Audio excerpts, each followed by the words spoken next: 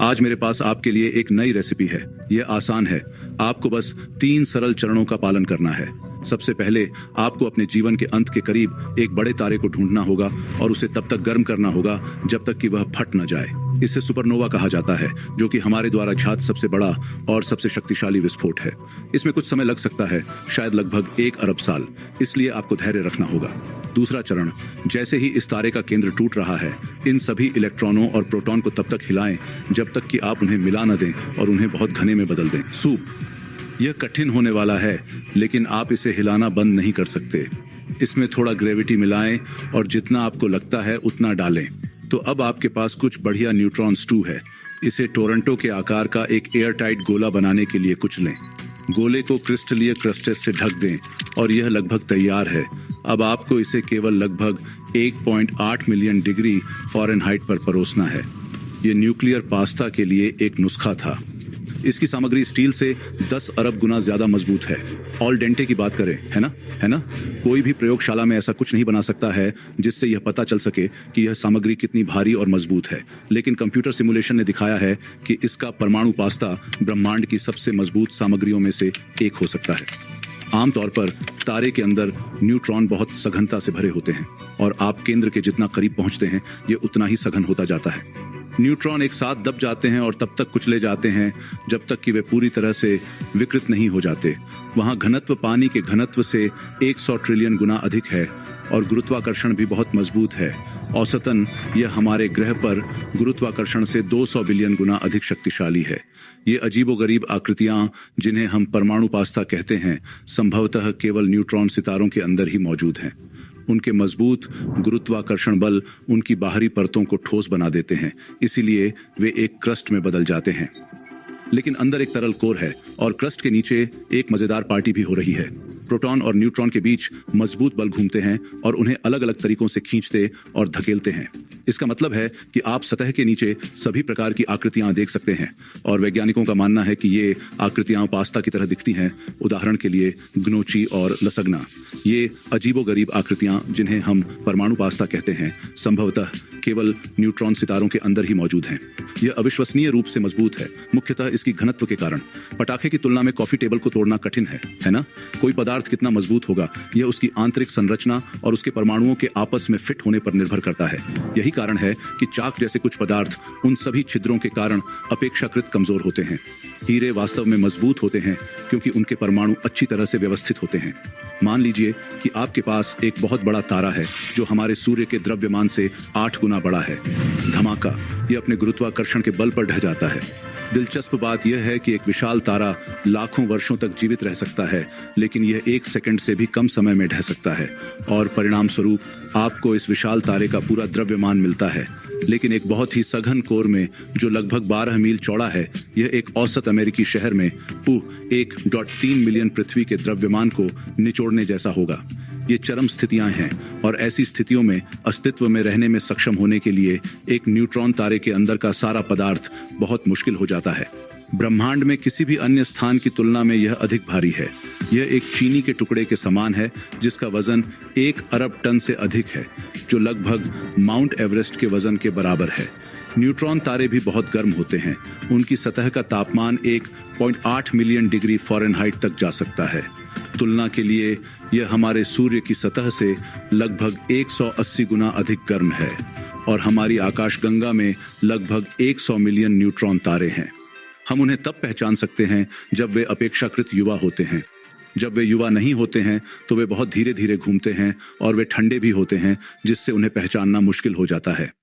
Neutrino बहुत छोटे कण होते हैं जिनका लगभग कोई द्रव्यमान नहीं होता है और वे लगभग प्रकाश की गति से यात्रा करते हैं। एक तारे के न्यूट्रॉन तारे में बदलने के कुछ ही सेकंड बाद न्यूट्रिनो में ऊर्जा उन सभी तारों द्वारा उत्सर्जित प्रकाश की कुल मात्रा के बराबर होती है जिनके बारे में हम जानते हैं।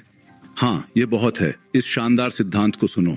अगर न्यूट्रॉन सितारों पर जीवन था तो यह 2 आयामी हो सकता है, जैसे कि उन सभी पीसी गेम में जो 90 के दशक में लोकप्रिय थे। न्यूट्रॉन सितारे पूरे ब्रह्मांड में सबसे शक्तिशाली चुंबकीय क्षेत्र और गुरुत्वाकर्षण वाले पिंड हैं। वहाँ गुरुत्वाकर्षण इतना अविश्वसनीय रूप से मजबूत है कि यह संभवतः तारे की सतह पर आने वाली लगभग किसी भी चीज को समतल कर देगा। यहाँ तक कि वायुमंडल भी अलग होगा। हमारे ग्रह का वायुमंडल सैकड़ों मील तक फैला हुआ है और चूंकि न्यूट्रॉन तारे पर गुरुत्वाकर्षण बल बहुत अधिक होता है, इसीलिए वहां वायुमंडल 1 फीट से भी कम तक फैल सकता है। सबसे तेज घूमने वाला न्यूट्रॉन तारा जिसके बारे में हम जानते हैं वह 1 सेकंड में लगभग 700 बार घूमता है और अधिकांश न्यूट्रॉन तारे संभवतः पल्सर हैं या वे एक समय पर थे। पल्सर एक ऐसा तारा है जो बहुत तेजी से घूमता है और ऐसा करते समय यह पृथ्वी पर रेडियो तरंगों की किरणें छोड़ता है। ऐसा लगता है जैसे कोई विशाल प्रकाश स्तंभ हमें रोशन कर रहा हो। अपने शक्तिशाली क्षेत्रों के कारण न्यूट्रॉन तारे हमारे लिए भी खतरनाक हो सकते हैं। अगर कोई हमारे सौर मंडल में आ गया तो यह अराजक हो जाएगा। यह ग्रहों को उनकी कक्षाओं से बाहर फेंक सकता है। अगर यह हमारे ग्रह के काफी करीब आ गया तो यह ज्वार उठा सकता है जो पृथ्वी के रंगभेद को खत्म कर देगा। और हमारे लिए इससे भी ज्यादा खतरनाक होगा इसके चुंबकीय क्षेत्र से उत्पन्न विकिरण। सौभाग्य से न्यूट्रॉन तारे बहुत दूर हैं। सबसे नजदीकी तारा लगभग 500 प्रकाश वर्ष दूर है। एक दिलचस्प मामला था जहां वैज्ञानिकों ने 2 न्यूट्रॉन तारों का अध्ययन किया जो मजबूत गुरुत्वाकर्षण तरंगें पैदा कर रहे थे। यहाँ 2 अलग अलग तारे सुपरनोवा विस्फोटों से गुजरे और पीछे 2 बेहद घने कोर न्यूट्रॉन तारे छोड़ गए। वैज्ञानिकों ने मान लिया था कि ये तारे आपस में मिल जाएंगे, लेकिन उन्होंने इसके बजाय कुछ और किया। वे एक दूसरे के इतने करीब थे कि गुरुत्वाकर्षण ने उन्हें एक साथ खींच लिया। वे आपस में मिल गए और एक ब्लैक होल बना जिसका द्रव्यमान अब तक हमने पाया सबसे बड़ा है। ब्लैक होल और न्यूट्रॉन सितारों में कुछ समानता है।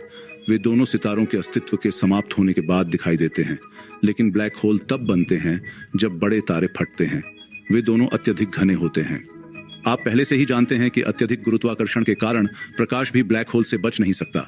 चूंकि वे एक समान तरीके से बनते हैं, इसलिए कुछ विशेषज्ञ यह भी कहते हैं कि न्यूट्रॉन तारे असफल ब्लैक होल हैं।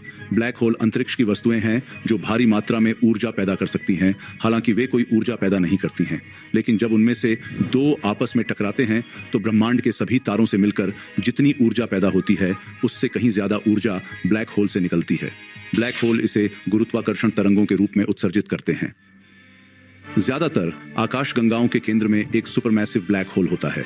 उनमें से कुछ सक्रिय हैं, जिसका मतलब है कि वे अपने केंद्र से अलग अलग पदार्थों के जेट्स को बाहर निकालते हैं, लेकिन उनमें से ज्यादातर शांत हैं, एक तरह से हाइबरनेटिंग, और किसी अंतरिक्ष वस्तु के नजदीक आने का इंतजार कर रहे हैं, जैसे कि अंधेरे में कोई भूखा शिकारी छिपा हो। इसलिए अगर आप कोई चीज, मान लीजिए अपनी चाबियां, ब्लैक होल में गिराते हैं तो यह आपको यह एहसास होने से पहले ही उसे अंदर खींच लेगा कि क्या हो रहा है। इसका अत्यधिक गुरुत्वाकर्षण खिंचाव वास्तव में अंतरिक्ष को विकृत कर देता है और समय को धीमा कर देता है। यह चाबियों को और करीब खींचता है। कुछ समय बाद वे छेद के चारों ओर एक संचय डिस्क से गुजरेंगे। इस डिस्क में अंतरिक्ष सामग्री होती है, जैसे गैसें, धूल और यहाँ तक कि चट्टानें जो अंदर की ओर चक्कर लगाती हैं, जिसे हम इवेंट क्षितिज कहते हैं, जो मूल रूप से वापसी का बिंदु नहीं है।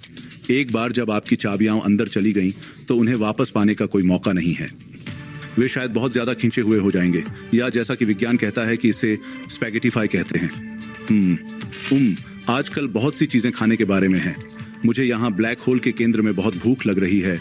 वहाँ बहुत ज्यादा द्रव्यमान वाला एक छोटा बिंदु है जहाँ घनत्व और गुरुत्वाकर्षण अनंत हो जाते हैं। इसका मतलब है कि वहाँ समय और स्थान पृथ्वी से अलग हैं, एक तरह से विकृत। कम से कम हम यही मान सकते हैं। आज के लिए बस इतना ही। तो अगर आपकी जिज्ञासा शांत हो गई है तो वीडियो को लाइक करें और अपने दोस्तों के साथ शेयर करें। यदि आप और अधिक वीडियो चाहते हैं तो चैनल को सब्सक्राइब करें और खुश रहे।